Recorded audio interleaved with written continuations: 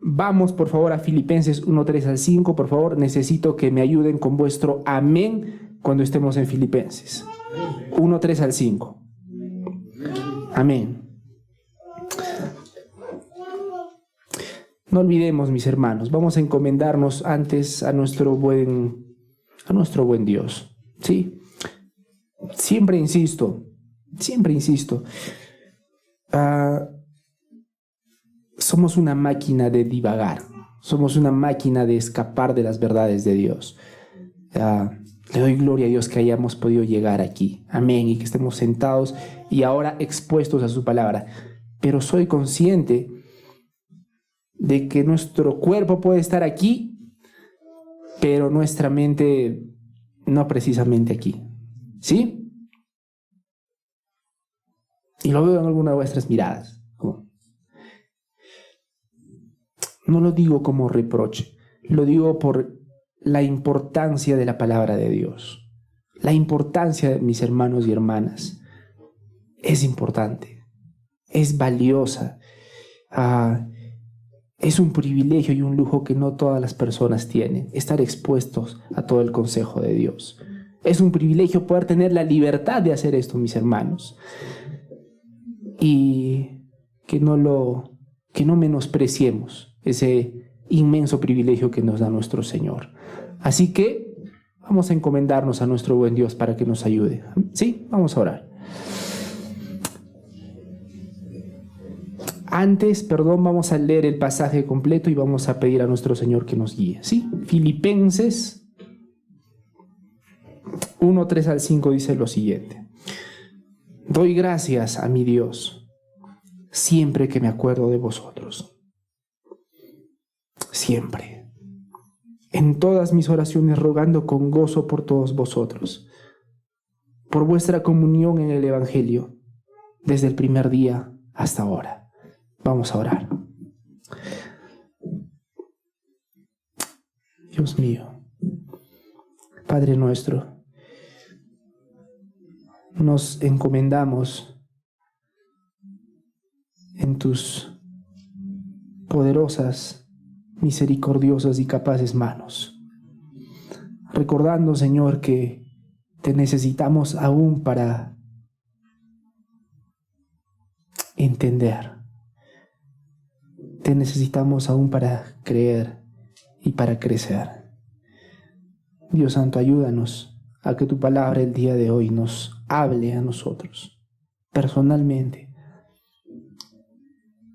Te pido, Señor, que tus verdades no se conviertan en meras trivialidades. Te pedimos, Señor, que tu palabra obre en nuestros corazones profundamente. Señor, te pido de corazón eso. No queremos hacer una reunión protocolar. No, Señor, queremos verte. Queremos verte en tu palabra, queremos oírte, Señor. Y te pido que prepares nuestros corazones para escucharte. Mi Señor, aún te pido la claridad, que me des claridad, Señor, para poder explicar tu palabra con fidelidad. Te alabamos, porque eres bueno y porque nos amaste. Padre Santo, nos encomendamos en el nombre de tu Hijo Jesucristo. Amén. Amén. Bueno, mis hermanos, continuamos con el versículo número 3. Estamos en el capítulo 1, versículo 3. Recordemos que la semana pasada hemos visto la introducción de la carta, ¿verdad? Pablo y Timoteo, siervos de Jesucristo, a los filipenses que están a los santos que están en Filipo, gracia y paz a vosotros. Y la semana pasada estábamos dejando en claro que Pablo, desde el saludo, él muestra que el protagonista de esa carta no es él quien envía la carta, ni tampoco las personas que reciben la carta. El protagonista es Dios. Y para ser exactos, el protagonista es Jesucristo. Muy importante notarlo porque eso aplica en general a nuestras vidas, hermanos. aplique en general a nuestras vidas. Cuando nosotros estemos yendo al trabajo, a veces pensamos que se trata simplemente de yo y mi trabajo y yo, cuando el protagonista es Dios. Cuando estamos en una relación sentimental, a veces pensamos que simplemente se trata de la otra persona y yo. Nada más. Pero se trata principalmente de Dios. Y en Pablo no es la excepción. En su carta él muestra quién es el protagonista. El protagonista no es el apóstol Pablo, ni los buenos filipenses, es Jesucristo. Y así la semana pasada veíamos, mis hermanos, que el protagonista de este mundo es Jesucristo. No Karina, no Milagros, no Percy, no Belisario. El protagonista de la vida de Belisario no es Belisario. El protagonista de la vida de Edgar no es Edgar, es Cristo. Yo espero de corazón que esta verdad, mis hermanos, calen en nuestro corazón. Porque sin recordando de qué trata la vida, de quién trata la vida y para quién trata la vida, es cuando nosotros vamos a poder encontrar plenitud y sentido a las cosas que nos están pasando. Plenitud y sentido a las cosas que nos están pasando. Entonces, la semana pasada veíamos eso. Pablo está saludando, está mostrando desde el saludo que el protagonista no es él, es Jesucristo. Vamos a pasar al versículo número 3 y dice: doy gracias a mi Dios siempre que me acuerdo de vosotros. Ahora, yo también quisiera recordarles que en el versículo 3 todavía estamos en el formato de las cartas de ese tiempo, ¿sí? Recordemos que esta es una carta. Lo que estamos leyendo, lo que tienen en vuestras manos, es una carta y tiene el formato de la carta de esos tiempos. Ahora, estábamos hablando la semana pasada que antes, en la carta de esos tiempos, primero era la persona que enviaba, la persona que recibía y después saludos cordiales. Perfecto. Había un cuarto elemento dentro de ese formato y ese cuarto elemento era dar un agradecimiento a Dios. Ahora, eso era normal en esos tiempos y no necesariamente era al Dios de la Biblia. Era un formalismo también para el Dios de sus tiempos, ¿sí? Si tú revisas las cartas de esos tiempos, se saludaban en ese formato y después de saludos cordiales había un pequeño deseo. Más o menos como hoy en día cuando nos despedimos y decimos que Dios te bendiga, ¿sí? Algo así. Ya, en esos tiempos eso se hacía al inicio.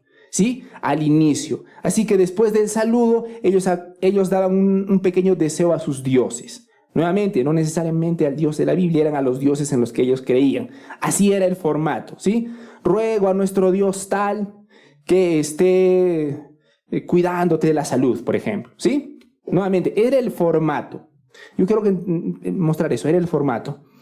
Pablo utiliza ese formato en la que todo el mundo hace un pequeño deseo para Dios, para sus dioses en ese tiempo, y Pablo también ahora va a dar un pequeño deseo para su Dios. Y dice así en el versículo número 3, doy gracias a mi Dios. Interesante, mi Dios.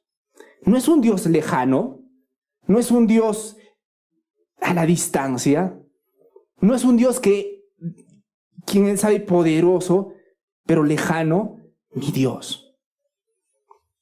Noten que no está hablando de Dios con lejanía, está hablando de Dios con cercanía y con un vínculo. Doy gracias a mi Dios siempre que me acuerdo de vosotros. Siempre que me acuerdo de vosotros. Y lo impresionante, mis hermanos, no es tanto ahora que está diciendo un deseo, nuevamente, espero que estén bien, ¿no? Miren la profundidad de esto. En lugar de encontrar ese formalismo, espero que estén bien, espero que Dios me los esté cuidando, él dice, doy gracias a mi Dios. ¿Y de qué está dando gracias? Eso es lo que me vuela la cabeza y debería volarnos la cabeza. Siempre que me acuerdo de vosotros. Doy gracias a Dios siempre que me acuerdo de vosotros. Pablo está escribiendo, no a una persona que acaba de conocer hace un momento, está hablando a personas que ya llevan años, de quién sabe años. ¿A qué voy con esto? Cuando tú conoces a una persona por primera vez, hay personas que por primera vez, a la primera vista te dan mala espina, ¿no? Una mala impresión. Así es, lamentablemente. Personalmente me pasa. La gran mayoría de mis amigos siempre me decía, discúlpeme, no uso la palabra, cholo, me caías mal, te veía... Ok, historia aparte, ¿sí? No soy carismático como ustedes, perdonen mis hermanos. Pero hay otras personas que a primera vista te caen muy bien, te causan una muy buena impresión, ¿no?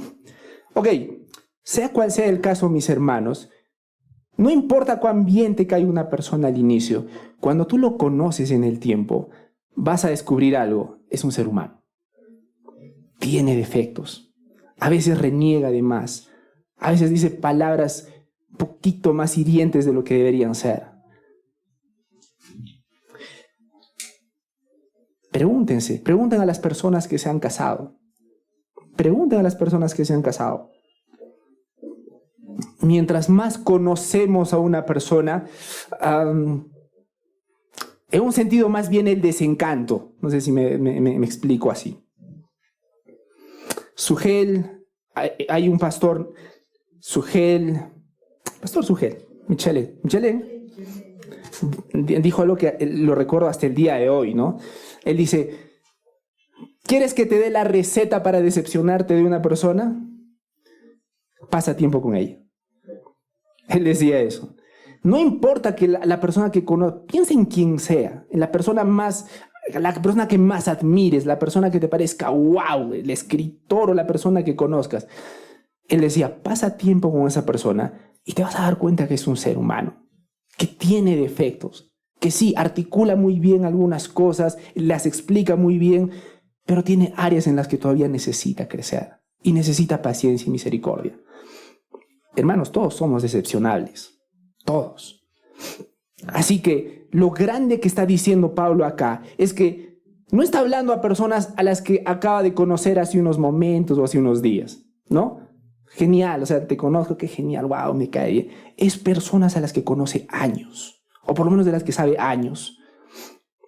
Lo grande acá es que Pablo, ¿saben qué dice? Después de haber pasado, después de haber visto lo mejor y lo peor, lo bonito y lo feo de ellos, doy gracias por cada uno de ustedes. Doy gracias a mi Dios siempre que me acuerdo de ustedes. Eran personas de las que Pablo sabía sus virtudes y sus defectos. Y aún así, mis hermanos, Pablo dice gracias. ¿Cuántos de nosotros podemos tener ese corazón? Porque no somos así. Normalmente no somos así. Normalmente somos, sí, es genial esa persona, pero miren que me dijo tal. Así me cae, pero no, pero una vez me dijo así, me habló así, me hizo esto. No. Pablo dice, doy gracias. Él piensa en ellos, piensa en sus virtudes, piensa en sus defectos. Y él dice, gracias. Gracias. Hermanos, y eso no es algo que viene de manera natural. Cuando nosotros vemos a nuestros hermanos, cuando nosotros vemos al prójimo, la realidad es esta. Lo primero que nosotros vemos son sus defectos. Somos máquinas de ver los defectos de las personas. Lo somos. No me excluyo. Lo somos. Lo grande acá, mis hermanos, es que en medio de los defectos, Pablo vio algo más. Noten, Pablo no es simplemente alguien que quiere omitir sus defectos. Es como, mire, está pecando, pero no quiero ver eso, simplemente quiero ver lo bueno. Pablo no está haciendo eso. Él es sobrio. Él es consciente de los desafíos que tienen sus hermanos. Él es consciente de los defectos y los peligros a los que están expuestos. Él los conoce. En medio de todo eso, él dice gracias. ¿Por qué? Porque una evidencia, escúchenme bien por favor, una evidencia de la transformación de la gracia de Dios es que podemos agradecerle en medio de nuestra aflicción. Esa es una evidencia, el agradecimiento en medio de la aflicción.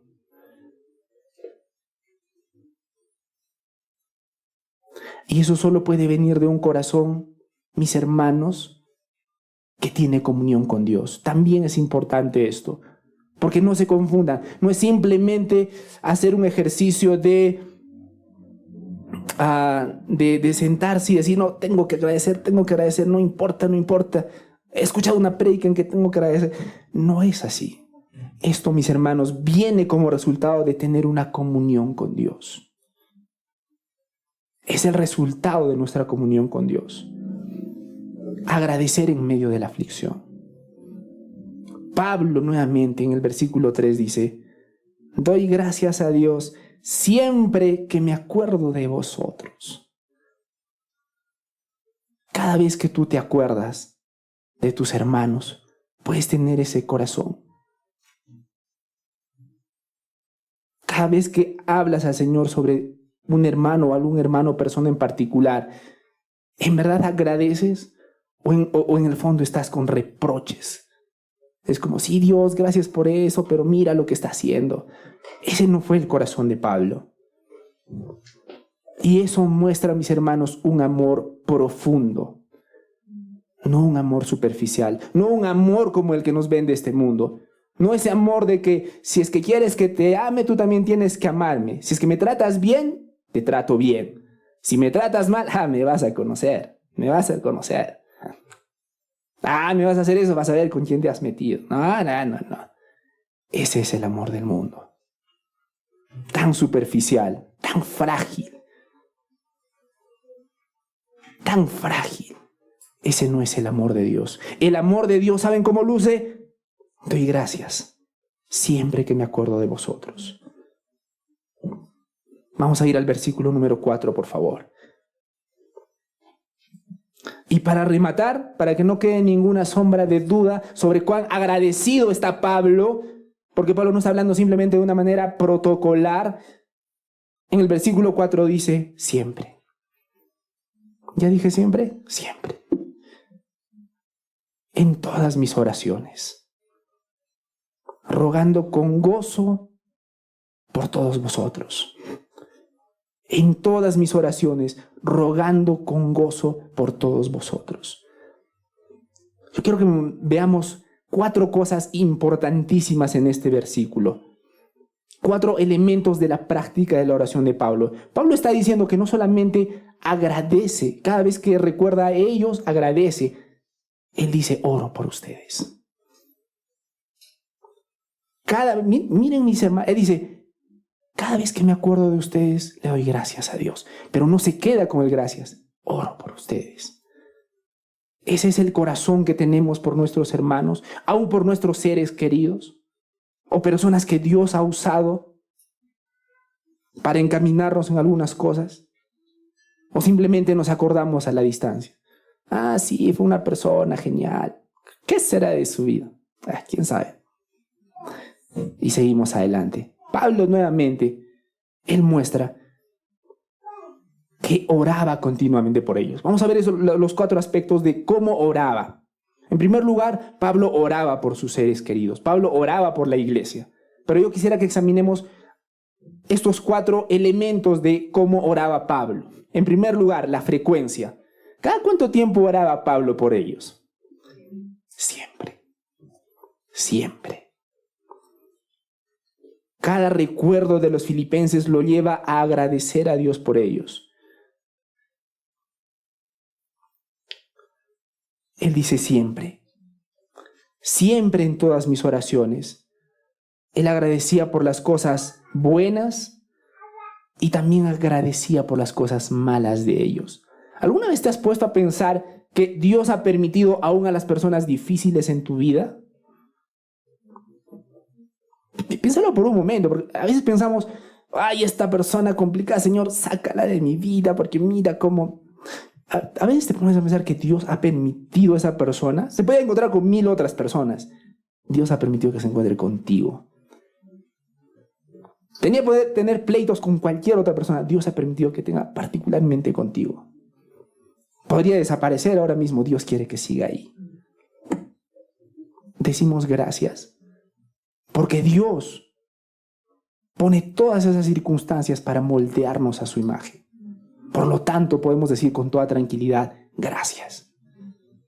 No porque nos gozamos en las conversaciones incómodas, no porque nos gozamos en relaciones difíciles, sino porque nos gozamos en que la mano de Dios está detrás de todo. Podemos agradecer, hermanos, no porque no veamos ningún defecto en los hermanos, sino porque vemos a Dios y su gracia en medio de todo. Ese es el punto, este es el meollo del asunto. ¿Cómo nosotros vemos a nuestro hermano? ¿Cómo? No se trata nuevamente de ignorar sus defectos. Se trata de ser sobrios. Sí, mi hermano tiene este defecto, tiene estas luchas, tiene estas tentaciones, pero también veo cómo el Señor está obrando en su vida. Pero solemos ser al revés. Sí, está creciendo en algunas cosas, pero mira que está haciendo esto y esto y esto. Mira, la gracia de Dios, la forma como el Señor por lo menos muestra en Filipenses 1:4 de cómo nosotros miramos a nuestros hermanos, es con agradecimiento. No solamente vemos sus defectos, nuevamente, no ignoramos los defectos de nuestros hermanos, pero vemos más allá del defecto. Dios está obrando así en tu vida, que veas más allá del defecto.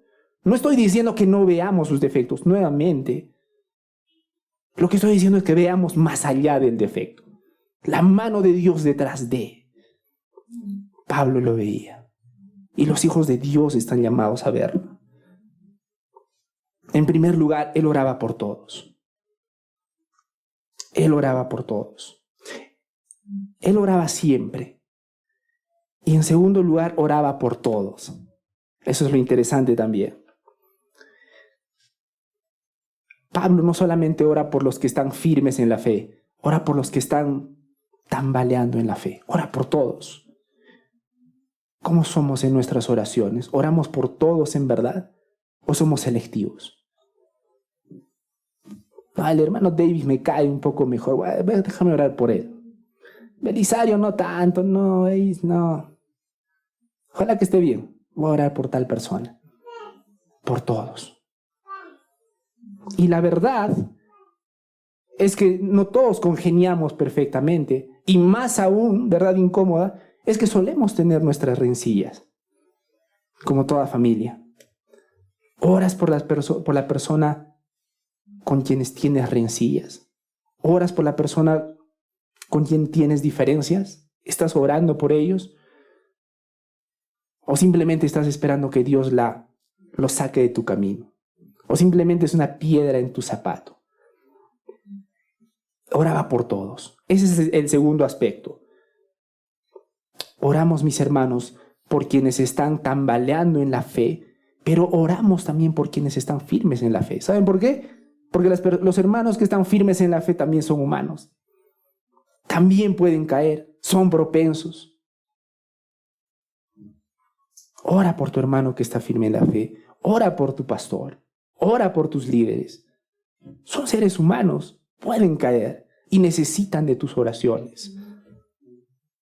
Pablo oraba por todos. Tercera característica, la especificidad. Pablo dice en el versículo número 4, en todas mis oraciones, rogando por todos vosotros, él oraba por peticiones concretas, por cada uno de ellos. Y una de las cosas que nos muestra es que necesitamos ser concretos también por nuestras oraciones. No simplemente orar en términos generales, sino orar por ser concretos. Pero lo más importante de todo esto, mis hermanos, en el versículo 4, no es que oraba siempre, no es solamente que oraba por todos, no es solamente que oraba de manera específica, oraba con gozo. Y eso es lo grande acá. Él oraba con gozo. El versículo 4 dice que oraba con gozo. Porque puede ser que tengas una persona disciplinada, ¿no? Ya tengo que orar, ya oraré. Y siempre, ya tendré que hacerlo siempre. Pero para algunas personas esto con el tiempo se va a convertir en una carga. Ya, otra vez, tengo que orar por tal hermanito, tengo que orar por mi prójimo, tengo que orar por tal familiar que no cambia. Y con el tiempo para las personas se empieza a convertir en una carga. Para Pablo no era una carga, lo hacía con gozo. Y esta palabrita gozo va a ser un tema dominante en todo el libro, en la carta de Filipenses. Para que nos hagamos una idea, Filipenses, ¿cuántos capítulos tiene? En vuestras Biblias. 4, ¿no? Que en hojitas, ¿cuántas son? 2 hojas y media más o menos, ¿no? ¿Cuántas hojas son en la tuya, Ronnie? Ahí está. Ahí están. La vieja escuela al poder. No, molesto a Ronnie porque tiene su iPad y todo. Está bien. Para que nos hagamos una idea, solamente hay 4 capítulos en Filipenses. En esos 4 pequeños capítulos va a hablar sobre el gozo por lo menos 14 veces, Pablo. Es un tema dominante, el gozo es un tema dominante acá en el libro de Filipenses. Pablo no ora con toda esa intensidad como si tuviera que cumplir con un pesado deber religioso. Ora con gratitud y con gozo. Ora con gratitud y con gozo. Ahora la pregunta es, ¿y por qué estaba gozoso? ¿Por qué oraba con tanto gozo? ¿Y por qué oraba con gratitud? La pregunta importante acá es, ¿por qué estaba gozoso? Porque recordemos, cuando Pablo está escribiendo esta carta, está en la cárcel. Y las cárceles de ese tiempo no eran un hotel 5 estrellas. Ni 4, ni 3, ni 2, ni 1. Era una posilga, para ser sinceros. Pero Pablo estaba gozoso. Solamente quiero que nos preguntemos por qué estaba gozoso. Él no estaba en una playa, echado, tranquilo, disfrutando de la vida, así, qué genial. Yo quiero tener 1 millón de amigos. Voy a escribir a mis amigos los filipenses. Él estaba en una cárcel. Sucia, fría, húmeda y lejana. Y él estaba gozoso. Pero la pregunta es, ¿por qué estaba gozoso?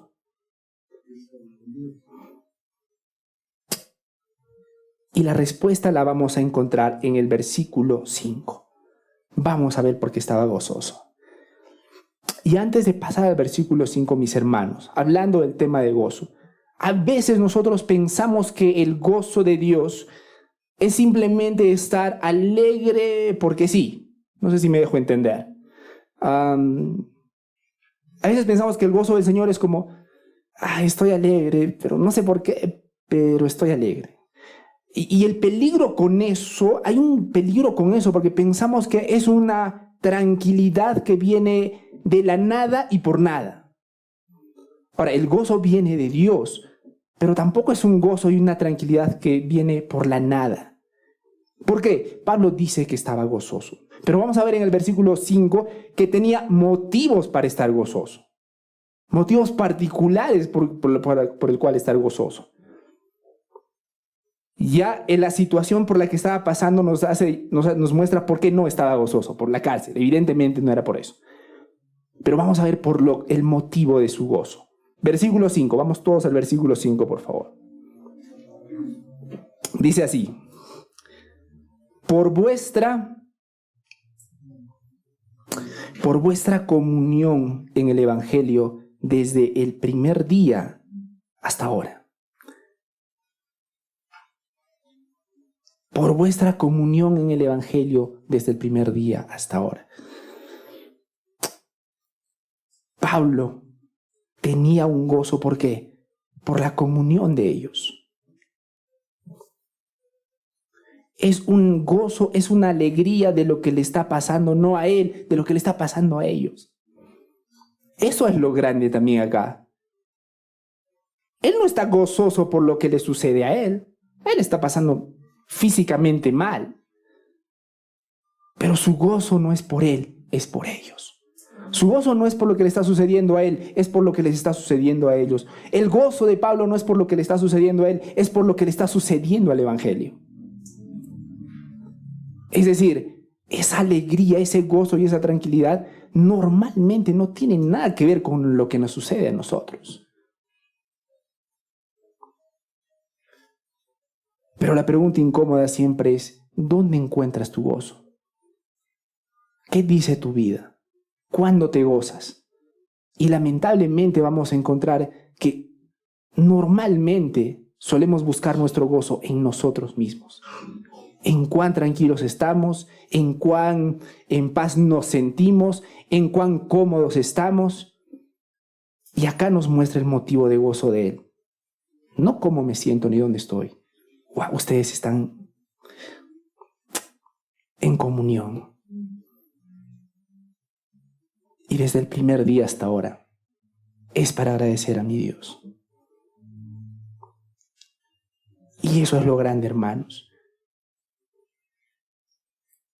Una característica del creyente es que debería ser alguien lleno de gozo, no por las circunstancias, sino por el avance del Evangelio. Pablo se gozaba porque el Evangelio estaba siendo expandido. Y no sé si para nosotros todavía eso es un gozo. Dicho sea de paso, hoy día tenemos evangelismo, ¿no? Y para algunos será amén, para otros será dazo. Para Pablo, uno de los motivos de gozo era que el Evangelio estaba siendo expandido.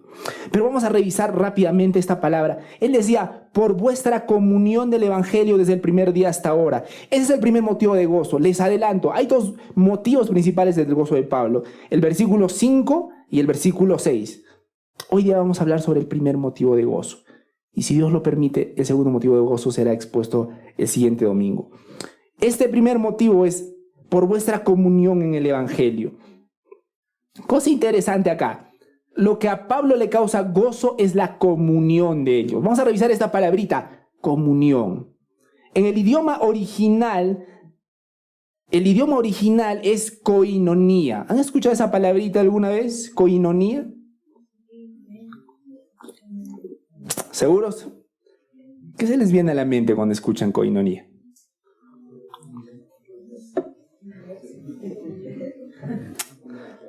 Comunión, eso es ser tramposo.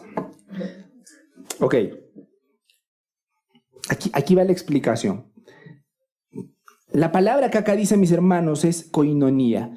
Yo necesito que entendamos bien a qué se refería con este término. Ahora, koinonía, si tú lo traduces al original, simplemente significa comunión con alguien, ¿sí? Tú tienes koinonía en general, por definición, tú tienes koinonía con alguien cuando compartes alguna actividad en común con un propósito en común.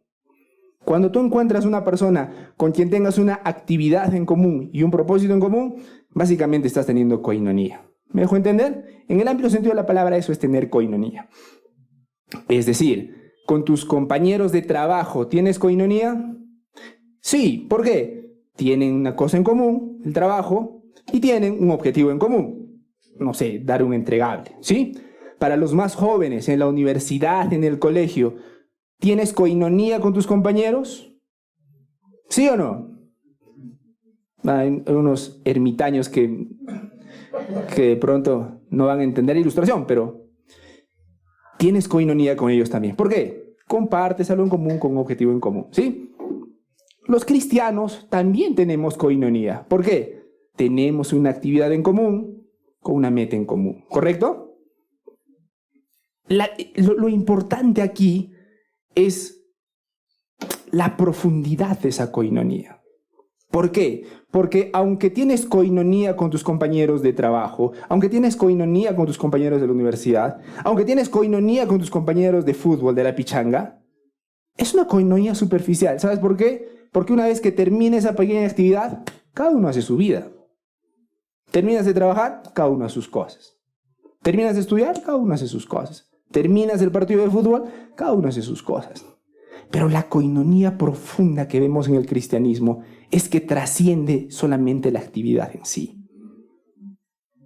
Vemos un compañerismo profundo, vemos un involucramiento profundo. Ese compañerismo no solamente como lo que tenemos en el trabajo o en la universidad, es una colaboración, una comunión profunda. Va más allá de simplemente el formalismo de estar. Entonces, la idea es no solamente estar involucrados, sino comprometidos los unos con los otros. Con tus compañeros de trabajo estás involucrado. Con tus compañeros de la universidad estás involucrado.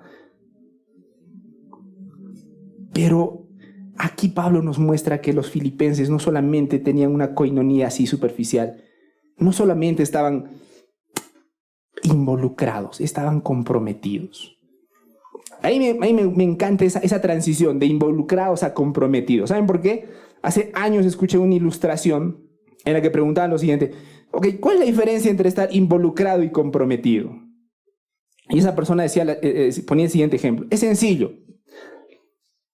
La diferencia entre estar involucrado y estar comprometido es la diferencia entre un huevo frito y un caldito de gallina. Y no entiendo. Ok, permíteme explicarte. Cuando tú ves el huevo frito, la gallina está involucrada. Pero en el caldito de gallina, la gallina está comprometida. ¿Me dejo entender? Hay una gran diferencia, ¿no? Claro, en lo primero le costaron. Le cuesta algo. En la segunda le cuesta todo.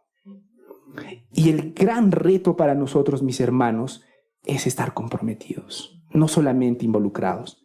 Es relativamente fácil estar involucrado.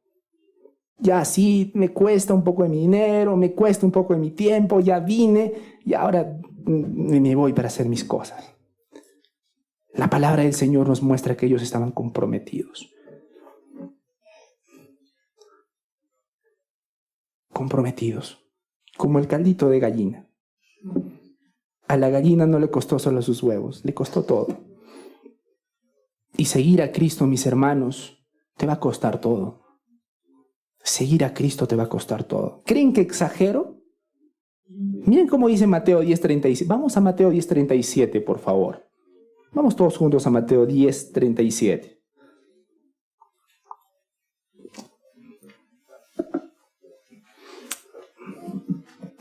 Ayúdeme con vuestro amén cuando estemos en Mateo 10:37. Es Jesús hablando. Es nuestro Señor Jesucristo hablando. Mateo 10:37. Dice así la palabra del Señor. El que ama a padre o madre más que a mí, no es digno de mí. El que ama a hijo o hija más que a mí, no es digno de mí. Y el que no toma su cruz y sigue en pos de mí, no es digno de mí. El que halla su vida la perderá. Y el que pierde su vida por causa de mí, la hallará. Seguir a Cristo nos va a costar todo, porque Él merece todo. Él no solo exige todo, Él merece todo. Él es digno. Él es digno, mis hermanos, y seguirlo nos va a costar todo, porque es digno, porque Él es dueño de todo. El gran problema, hermanos, hermanas, amigos y amigas, es que no queremos darle todo a Cristo. Podemos darle alguito, un pequeño tiempo, un momento, pero el resto es mío. La palabra nos muestra que Cristo no quiere precisamente un poquito de tu tiempo, un poquito de tu algo. Él quiere todo tu corazón. Desde el principio los filipenses han estado participando en la obra del Evangelio. En el versículo 5 dice, por vuestra coinonía, por vuestra comunión, es decir, por vuestra coinonía, pero tenían coinonía en algo en particular. ¿En qué, mis hermanos? En el versículo número 5. En el Evangelio. Entonces, él decía que lo que tenían en común, su coinonía, estaba ¿en qué? En el Evangelio. Y ellos mostraban con sus vidas que eso era importante para ellos. Ahora, nosotros necesitamos recordar, esta carta de Filipenses es también en parte un agradecimiento por una ofrenda que los filipenses habían dado a Pablo. Un apoyo económico. Lo interesante con todo esto es que los filipenses no eran precisamente adinerados. Sí, vivían en una colonia romana, pero sus integrantes no eran precisamente adinerados. No eran precisamente adinerados. Pero aún así daban dinero. un tema incómodo de hablar en las iglesias, ¿no? Dinero. Y aún con el dinero, ellos decían con sus hechos, estamos juntos en esto. Sí, Pablo está en la cárcel, está bien. Necesita dinero, estamos juntos en eso. La conversación incómoda consiste en que sí, nos cuesta todo, a veces incluido nuestro dinero, perdón. Hace años estaba teniendo una conversación con unos familiares en una reunión y uno de mis familiares dijo, oye, Ángel va a la iglesia. Ah, sí, voy a la iglesia. A una pregunta sobre tu iglesia. Y imagínense, ¿no? Estás en una reunión familiar, toda la atención hacia ti. Te queremos hacer una pregunta sobre tu iglesia. Y uno se siente un poquito nervioso, les voy a decir sinceramente. ¿Qué me preguntarán sobre el pecado, sobre el infierno? ¿Qué me preguntarán? A ver, Ángel, y todos se ponen calladitos, como nunca. Una consulta sobre tu iglesia. Ya, ¿qué me preguntarán sobre la Trinidad, la Virgen? Díganme. ¿En tu iglesia piden diezmo? Así que no les importaba mucho si es que se predicaba a Cristo o no, si le interesaba la Biblia o no. Interesaba, ¿me va a costar o no? ¿Me van a pedir dinero o no? Ahora, yo reconozco, lamentablemente muchas iglesias han robado. ¿Qué puedo decirles? Usan las ofrendas y los diezmos para robar, para sus usos particulares. Es cierto. Pero acá en el libro de Filipenses nos muestra el desprendimiento que ellos mostraban. No es del dinero de lo que quiero hablar, mis hermanos. Por favor, no me malinterpreten. Es el corazón detrás de. No se trata simplemente de dar, el corazón detrás de dar. Y el corazón detrás de dar de los filipenses era, estamos juntos en esto. Sí, Pablo está en problemas. En un sentido, nosotros estamos en problemas. Por el evangelio.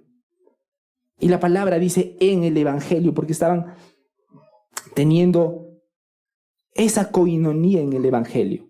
Es decir, lo que los unía era el evangelio. Y eso es sumamente importante también. ¿Qué nos une? Nos hemos puesto a pensar qué nos une, qué tenemos en común. Bíblicamente hablando, lo que debería unirnos es el evangelio. No solamente nuestra amabilidad, debemos ser amables. No solamente nuestra cordialidad, debemos ser cordiales. Pero lo que debería ser nuestra coinonía es el evangelio. Porque si no, simplemente estamos teniendo una coinonía más. Tu trabajo, los partidos de fútbol, la iglesia, pero al final todo sigue girando en torno a ti. Entonces, tenía algunas preguntas para ustedes, hermanos. En primer lugar, Pablo mostró un agradecimiento por sus hermanos. Agradecimiento por sus hermanos. Cuando tú piensas en tus hermanos en la fe, ¿qué es lo primero que ves? ¿Sus defectos o la gracia de Dios que está obrando en ellos? ¿Cómo ves a las personas?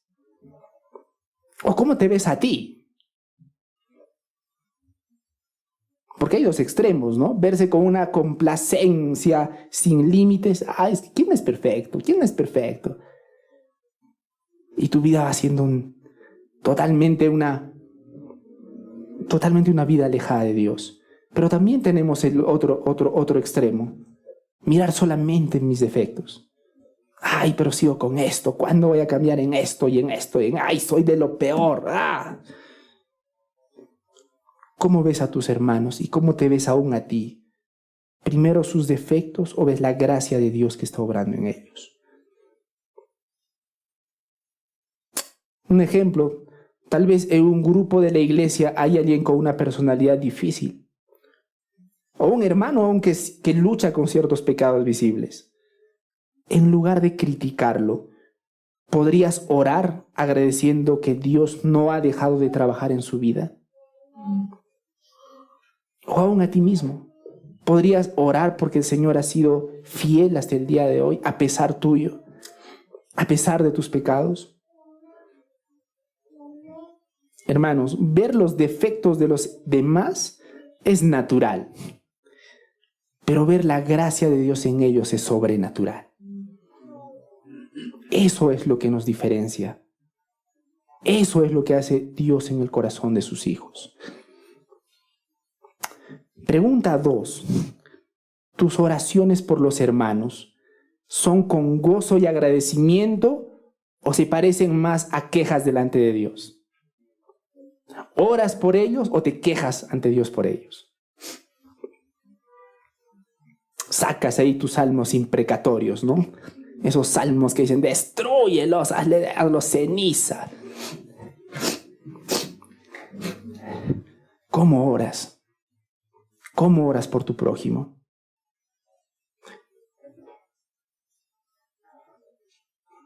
Yo creo que la gran mayoría.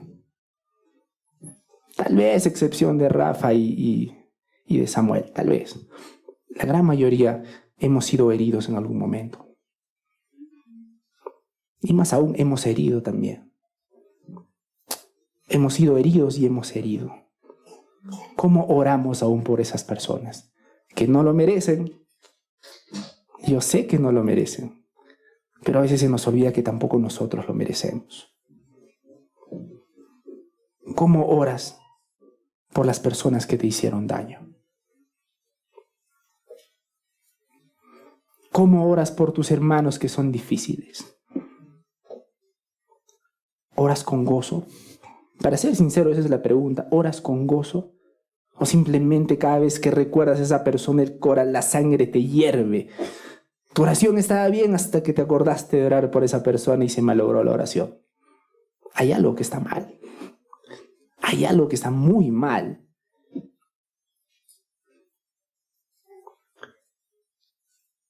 El gozo en la oración no nace de lo que los hombres son, sino de lo que Cristo está haciendo en ellos. Permítame repetirlo. El gozo en la oración no nace de lo que los hombres son, sino de lo que Cristo está haciendo en ellos. No estamos felices por los defectos de nuestros hermanos, pero estamos gozosos porque Dios sigue obrando a través de ellos. Y esa debe ser nuestra expectativa. Dios ha muerto por mi hermano y mi expectativa es que lo va a usar porque es su hijo. En verdad, mis hermanos, esa debería ser nuestra expectativa.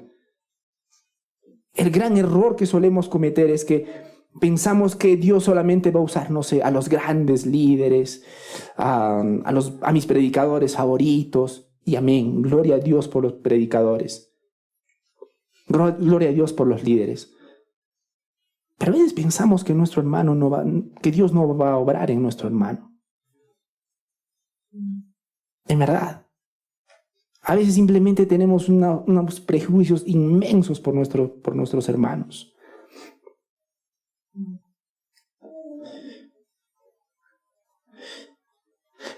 Pablo nos muestra que un motivo específico por su gratitud era la koinonía, la comunión por el Evangelio. Entonces, mi pregunta es, ¿tu compromiso con el Evangelio es solo de palabras o también de hechos, tiempo y recurso? ¿Cuán comprometido estás con el Evangelio? Con el mensaje del Evangelio. ¿Estás comprometido con el Evangelio o solo estás involucrado con el Evangelio? Te va a molestar un poco más, perdóname.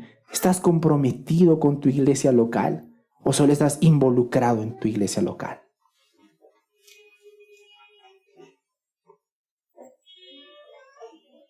Los filipenses apoyaban con ofrendas, aunque eran pobres. Acuérdense.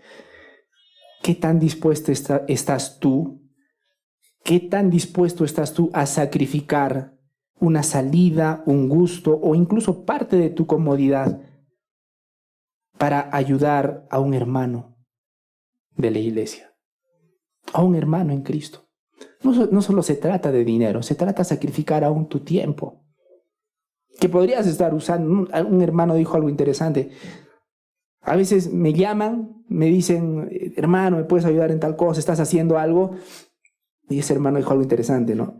No estoy haciendo nada, pero ese nada es mi comodidad. Yo estoy disfrutando no hacer nada, ¿no?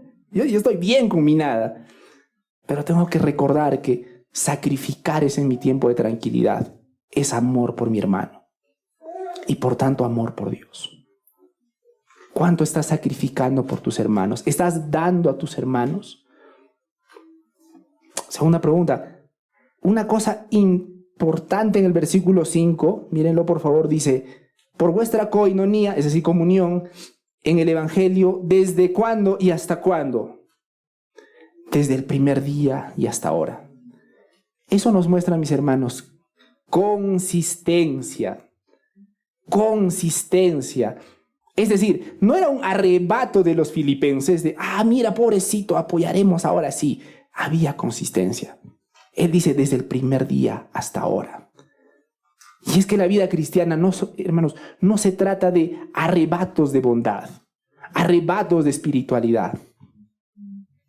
La vida cristiana, mis hermanos, es una vida con consistencia.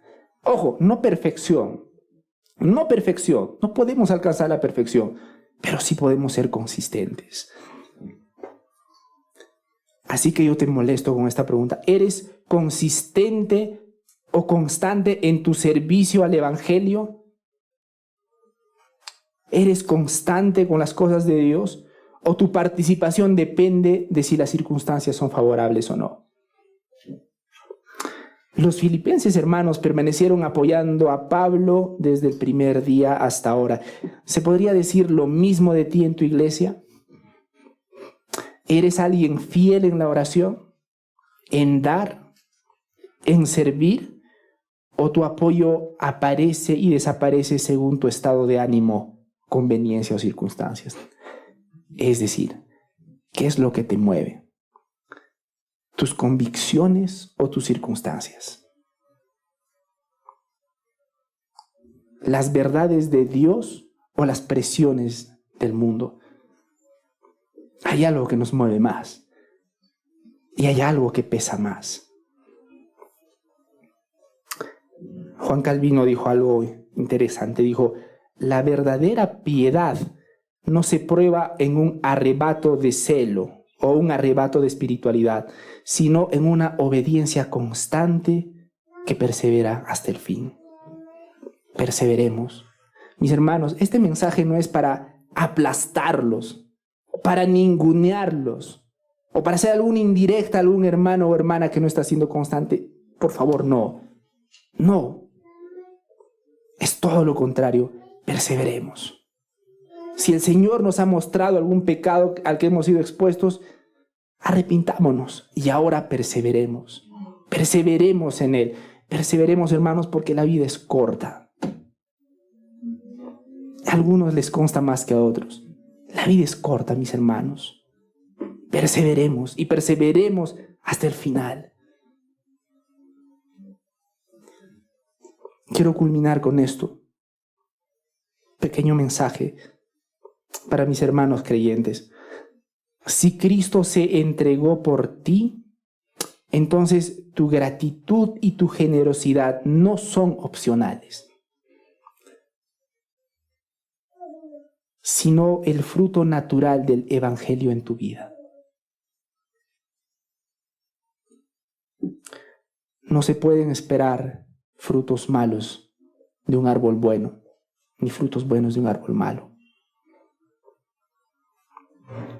Si Cristo realmente se entregó por ti, esa gratitud, esa entrega son parte del fruto que Él ha dado.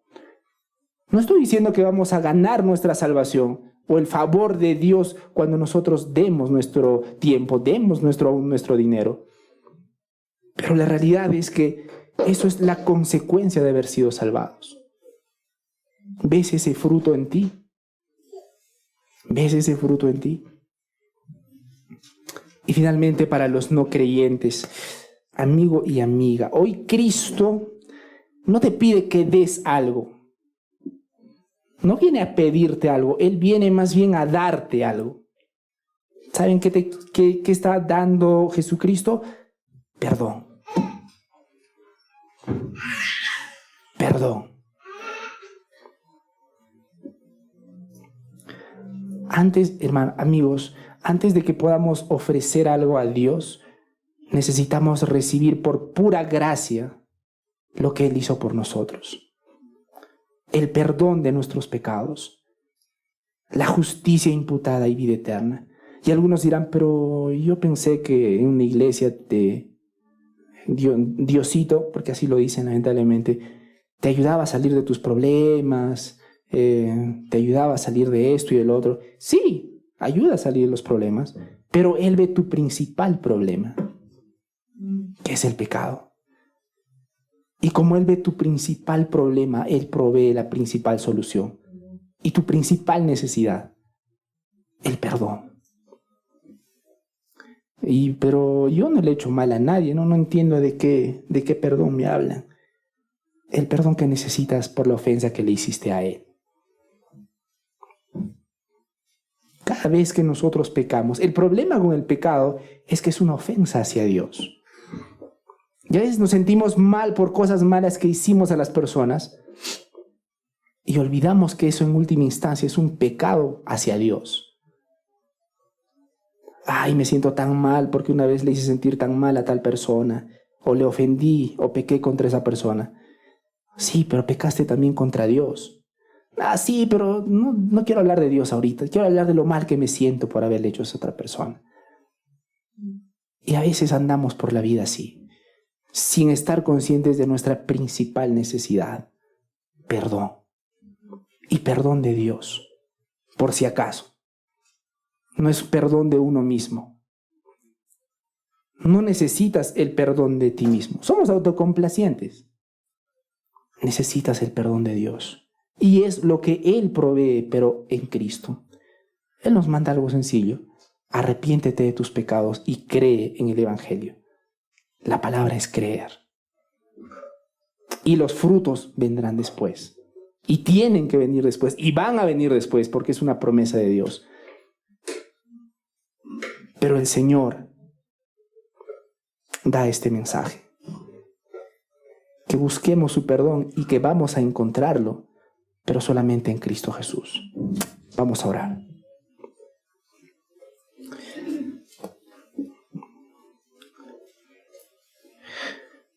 Señor, Dios mío, gracias por tus palabras el día de hoy. Simplemente te pido que tengamos ese corazón de dar gracias por todas las personas que has puesto en nuestras vidas y particularmente por nuestros hermanos en la fe. Hay contiendas entre nosotros, hay roces entre nosotros, pero tú dijiste que en esto conocerán que son mis discípulos, si tuvieren amor los unos por los otros. Ayúdanos, Señor, a amarnos como tú nos amas. Perdónanos, Señor, si es que vemos a nuestros hermanos simplemente a la luz de sus defectos, porque así somos, Señor, una máquina de ver defectos. Y perdónanos porque no solemos ver tu gracia, tu mano trabajando en ellos. Qué pronto somos, Señor, para juzgar. Qué pronto somos, Señor, para poner un estándar que ni siquiera nosotros podemos alcanzar, que solo tu Hijo pudo alcanzar, Señor. Qué pronto somos en olvidar que simplemente somos un mendigo diciendo a otro mendigo dónde encontrar pan. Señor, danos ese corazón, si es que todavía no lo estamos haciendo. Orar por nuestros hermanos. Y que no sea simplemente un arrebato de bondad, que sea algo consistente en nuestras vidas, desde el primer día hasta ahora. Padre Santo, gracias por tu palabra y te pedimos, Señor, que lo llevemos por obra. Te alabamos, Señor, en el nombre de tu Hijo Jesucristo. Amén.